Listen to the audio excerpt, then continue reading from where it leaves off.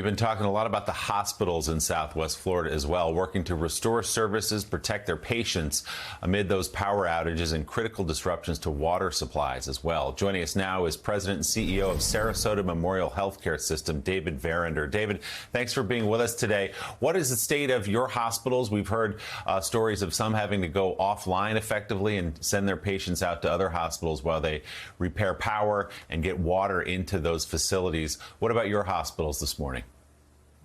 So, Willie, we're actually in very good shape this morning. We have two hospitals. One is our trauma center, large tertiary care center in the city of Sarasota. We are open and seeing patients. Our other one is our community hospital in Venice, Florida, which is in the southern part of Sarasota County.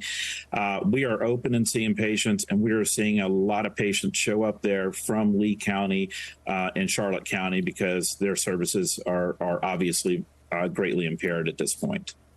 Good to hear that your hospitals have held up well. Just so our viewers understand, how does that system work exactly? I know you all have a network, so Lee and Collier County, if their hospitals are in trouble, it kind of kicks in, doesn't it, where you all begin to accept their patients, triage them, and absorb them into your system?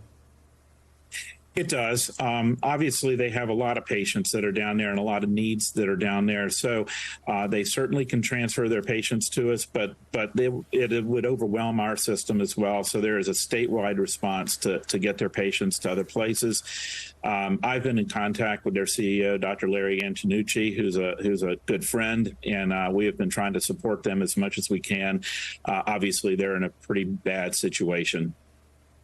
We were talking a little bit earlier this morning, David, with an ER doctor at Tampa General, and he was kind of outlining for us the extraordinary measures that hospital takes. They have an aqua fence they put up that protects from 15 feet of storm surge. They've sealed their doors. They've moved their generators to the roof over the years.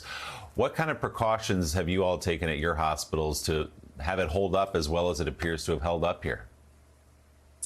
Well, our main facility is goes back 100 years, and certainly we have new facility, a lot newer buildings than that. And as we've gone through, the decades, we have more hardened our facilities to where we can withstand Cat 3, Cat 4, and even a Cat 5 hurricanes. During the storm, we did evacuate certain older parts of the organization or older parts of the hospital into the newer parts just to make sure our patients and employees were safe.